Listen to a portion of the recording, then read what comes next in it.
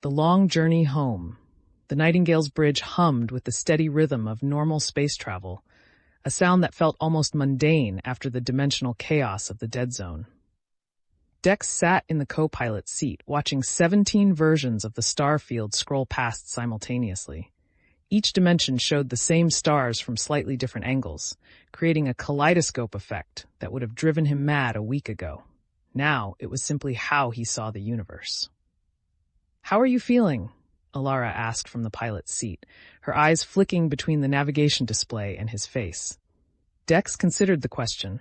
His body ached in places he couldn't name. His head throbbed with a persistent pressure that the neural stabilizers couldn't quite suppress, and every breath reminded him that he'd fundamentally altered what it meant to be human. "Like I got hit by a dimensional freight train," he said. "But alive. That counts for something." "It counts for everything." Elara's hand found his, squeezing gently. "You destroyed a 3 million-year-old artifact and survived. Most people don't get to say that.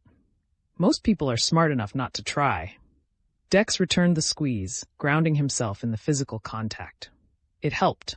The 17 versions of reality aligned slightly when he focused on her touch, creating a clearer picture of the present moment. Behind them, in the energy stabilization chamber, resonance of distant stars flickered weakly. Her light had dimmed to barely more than a candle flame, unstable and fragile. She'd given everything to help them reach the crucible, to save Dex when his consciousness scattered across dimensions. Now she was paying the price. "How long until she recovers?" Dex asked, though he suspected he already knew the answer. "If she recovers," Elara corrected quietly. "Resonance says her essential pattern is compromised. She needs to return to Lumineth space for regeneration, but that's weeks away even at maximum speed. And we're not going to Lumineth space. We're going home." Dex felt the weight of that reality settle over him. Another sacrifice, another cost paid for stopping the conspiracy. "We should. No." Elara's voice was firm. "She made her choice. She knew the risks, and she'll tell you the same thing if you try to change course. The galaxy needs to know what happened at Cathara. That's more important than one Lumineth, even if that Lumineth saved all our lives." The comm panel chirped, displaying an incoming message from the Critharium escort. Dex accepted it, and the bridge filled with the translated pheromone patterns that served as the swarm's language. "Bridgemaker, we maintain position. 5 days, 17 hours to your destination. No hostile contacts detected. The debt is honored." Dex activated the response system, speaking slowly so the translation software could convert his words into pheromone patterns. "Thank you, Swarmkin. Your honor is recognized and appreciated." A pause then. "The builders who ascended would be pleased. 3 million years, and finally the pattern breaks. The young species shows wisdom the old ones lacked." The connection closed. Dex leaned back in his seat, processing the Critharium's words. The precursors, the builders, had designed the crucible as a test, but also as a trap. 17 civilizations had failed, seeking power or salvation or knowledge, and all had been consumed. He'd approached it wanting only to destroy it, to break the pattern rather than perpetuate it. And somehow, impossibly, it had worked. "What are you thinking?" Elara asked. "That we got lucky," Dex said. "I keep replaying the moment when I disrupted those nodes. Any one of 1,000 things could have gone wrong. The crucible could have adapted faster. Could have scattered me permanently. Could have. But it didn't." Elara's tone brooked no argument. "You saw the pattern and broke it. That's not luck. That's you being exactly what the matriarch said you were. Someone who sees what others miss." Dex wanted to believe that. He really did. But the memory of Admiral Chen's final moments kept replaying in his mind, the ground ceasing to exist beneath the man's feet, reality itself unmaking at Dex's unconscious command. He'd killed Chen with a thought, with anger and desperation and raw precursor power. What did that make him? "I can hear you overthinking from here," Elara said. "Stop it. I killed a man by erasing reality. That's not normal, Elara. That's not even close to normal. Normal people don't destroy precursor artifacts. Normal people don't perceive 17 dimensions. You stopped being normal the moment those genetic markers activated, and you know what? I'm glad, because normal people would have tried to use the crucible, and we'd all be dead." She had a point, but it didn't ease the fundamental question gnawing at him. What am I becoming? Elara was quiet for a long moment, her eyes on the navigation display. Finally, she said, I don't know, but I know who you are right now, and that's the same person who spent 6 years fixing broken systems because it needed doing. The same person who planted a quantum relay to help me investigate a conspiracy. The same person who refused to let the Crucible take him without a fight. Your Dex, everything else is just details. The bridge door hissed open, and resonance drifted in, her light pulsing erratically. Forgive the intrusion, she said, each word clearly costing her energy. I must speak. You should be resting, Dex said, standing, conserving your strength. Strength is irrelevant if not used. Resonance moved closer, her unstable form casting shifting shadows across the bridge. The matriarch must know what you accomplished, what you are. What I am, Dex repeated. Everyone keeps saying that like it's a good thing. I don't even know what I am anymore. Resonance's light pulsed with something that might have been amusement. You are the first, in 3 million years, the first to bridge without transcending, to transform, without losing. The precursors sought to leave themselves behind. You chose to remain. Is that what the awakening was supposed to do? Elara asked. Make him into something new while keeping him. Him? Yes. Resonance flickered, dimming further. The test was never about power. It was about choice. Transcend or remain. Use or destroy. 17 civilizations chose wrong. Dex chose differently. Dex felt the weight of that revelation settle into his bones. The Crucible had been offering him transcendence, the same thing the precursors had sought. The power to reshape reality, to exist beyond physical limits, to become something vast and incomprehensible. And he'd refused, choosing instead to stay human while gaining the ability to destroy what the precursors had built. What happens when we reach Starbase 447, he asked. When we tell them what happened? Resonance's light pulsed weakly. Truth. Or chaos. Perhaps. Both. That wasn't reassuring. Dex glanced at Elara, seeing his own uncertainty reflected in her expression. They'd stopped the conspiracy, destroyed the Crucible, and survived, but the political aftermath would be catastrophic. Humanity had nearly started a galactic war to claim an ancient weapon. Admiral Chen had attacked the Critharium, killed thousands, and led a fleet to Cathara with the explicit goal of enslaving the galaxy. Even with Chen dead and his forces destroyed, the conspiracy's roots ran deep. Admiral Strand will need evidence, Elara said. Documentation. Proof of what happened. We have the Critharium, Dex pointed out. 23 ships escorting us home. That's pretty compelling evidence. Evidence that something happened, Elara corrected. Not evidence of what. We need to document everything. The Crucible's chamber, the dimensional pathways, Chen's attack, all of it. Otherwise, it's just our word against whatever story the conspiracy's remnants try to spin. She was right, of course. Dex moved to the data terminal and began compiling their sensor logs, starting with the approach to Cathara. The Nightingale systems had recorded everything.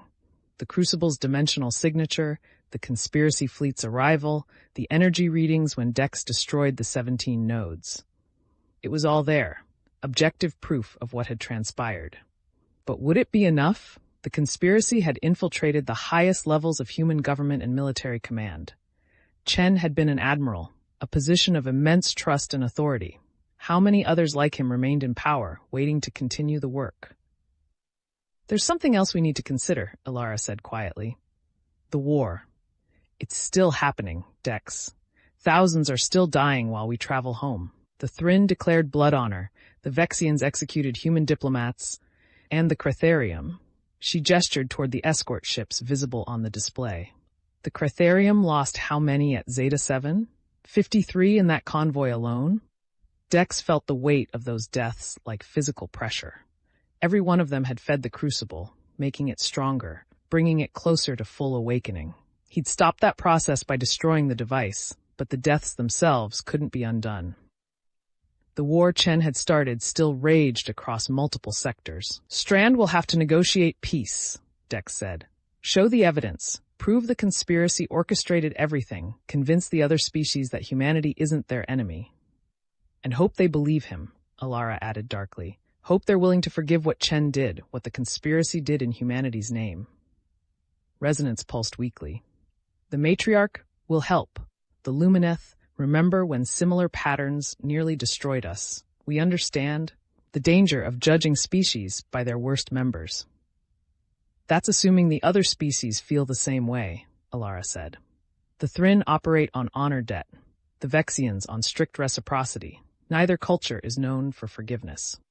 Dex continued compiling the data logs, his mind racing through possibilities. They had 6 days before reaching Starbase 447. 6 days to prepare their evidence, to document everything, to build an airtight case that the conspiracy, not humanity as a whole, was responsible for the war. 6 days to figure out how to prove that destroying the Crucible had been necessary, not just another human power play. And 6 days to understand what he'd become in the process. His hands moved across the terminal, but he could see them in 17 dimensions simultaneously. Physical flesh and quantum probability and dimensional echo all at once. The neural stabilizers helped filter the overwhelming input, but they couldn't change the fundamental reality. He would never see the universe the same way again. Never be fully human again. I need to practice, he said abruptly. Elara looked up from the navigation display. Practice what? Control, whatever this is. He gestured at himself, at the 17 versions of his hand that existed in overlapping realities. I killed Chen by accident, by instinct. I erased reality without meaning to.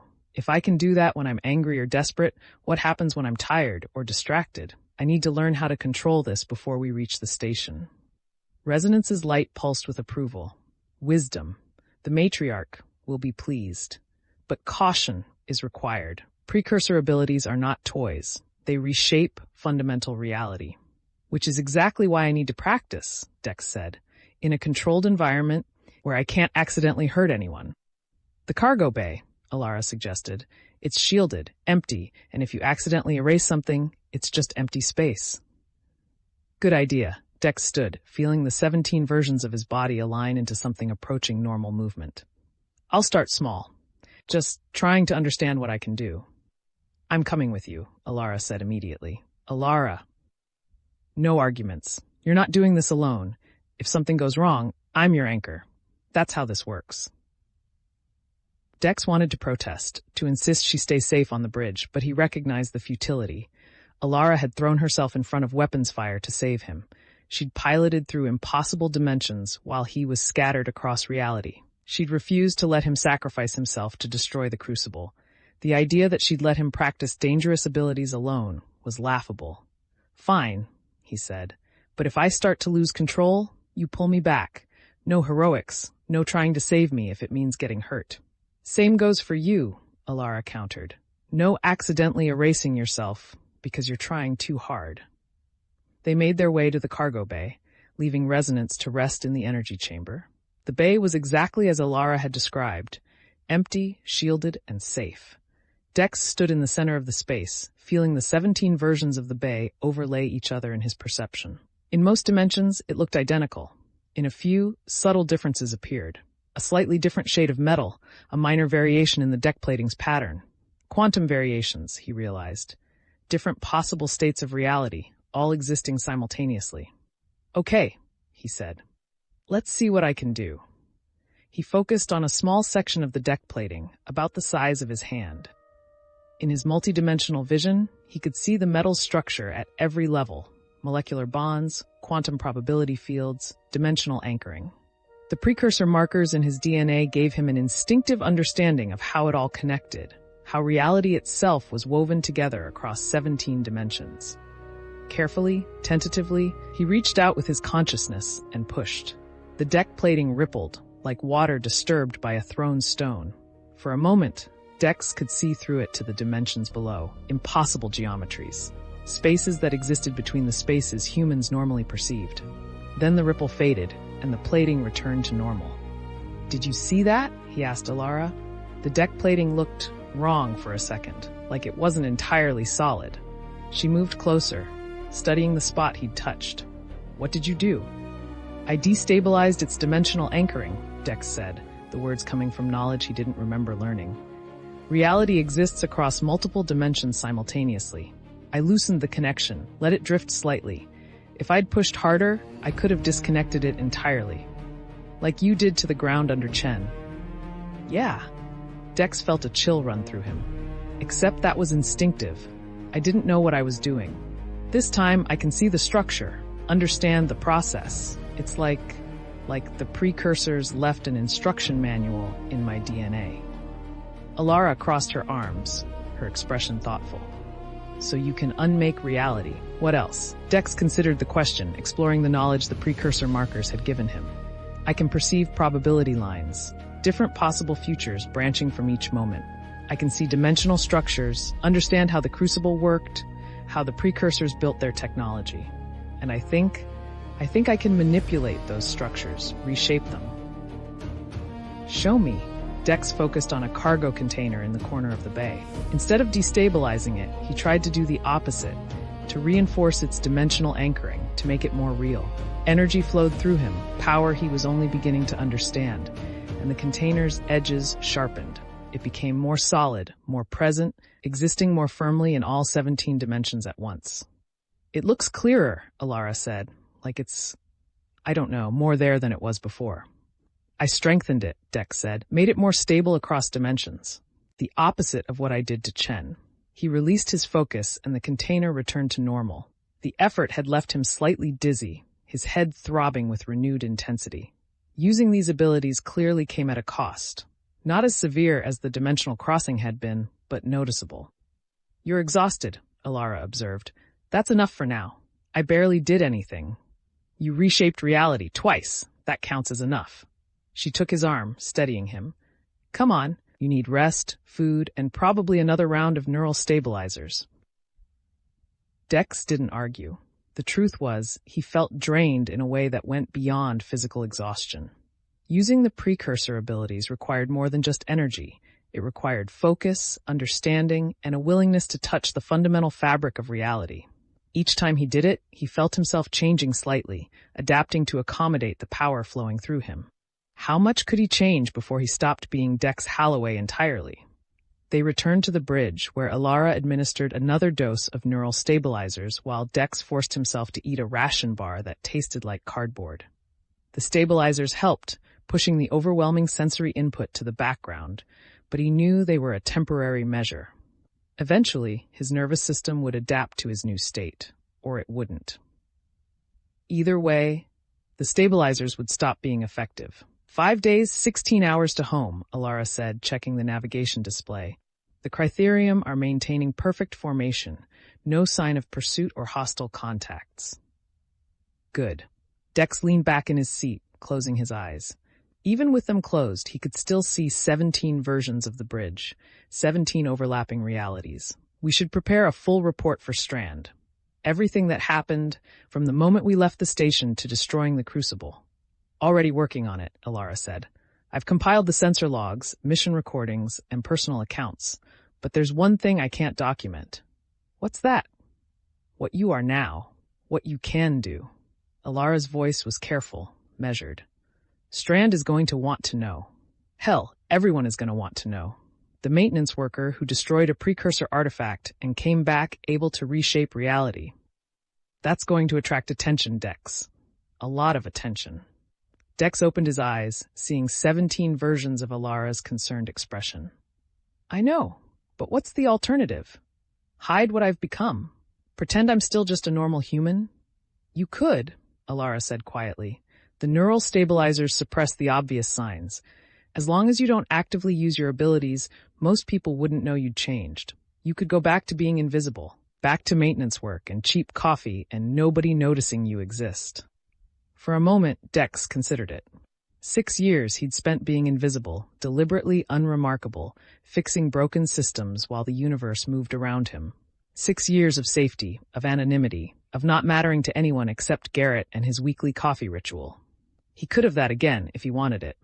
But he'd seen too much now, done too much. The Crucible had shown him 17 civilizations that had failed, 3 million years of repeated patterns, and he'd broken that cycle. The precursors had left him with abilities that could reshape reality itself.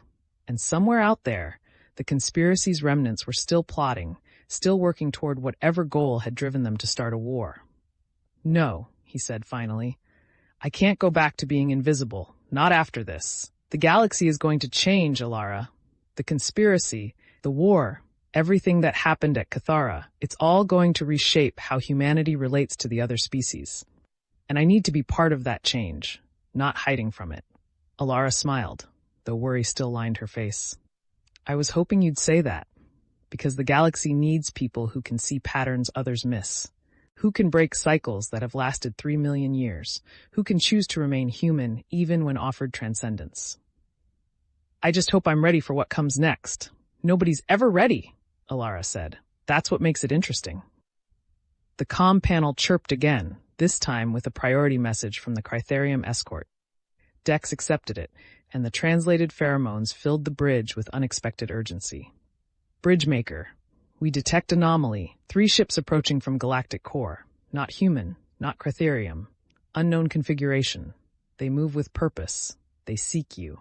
Dex and Elara exchanged glances.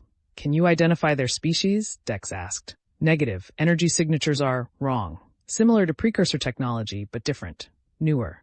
They will intercept in 12 hours if we maintain current course. Dex felt his blood run cold.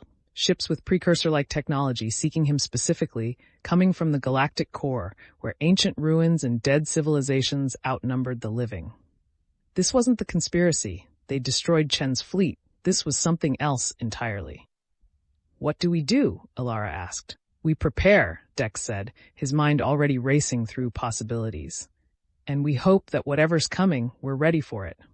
But even as he said it, he knew the truth. They'd destroyed one ancient threat, but the galaxy was full of mysteries older than humanity's entire history. And somehow, some way, he'd just attracted the attention of something that might be even more dangerous than the Crucible. The Nightingale sailed on through the void, escorted by Critharium warriors, carrying 3 exhausted survivors and the truth about what had happened at Cathara. Behind them, the dead zone receded. Ahead, unknown ships approached with purpose and power. And Dex Holloway, former maintenance worker and current bridge between dimensions, sat in the co-pilot's seat and wondered what new pattern he'd have to break before this was over. Thanks for watching our stories. Don't forget to like and subscribe for more epic adventures. Thanks for watching our stories. Don't forget to like and subscribe for more epic adventures.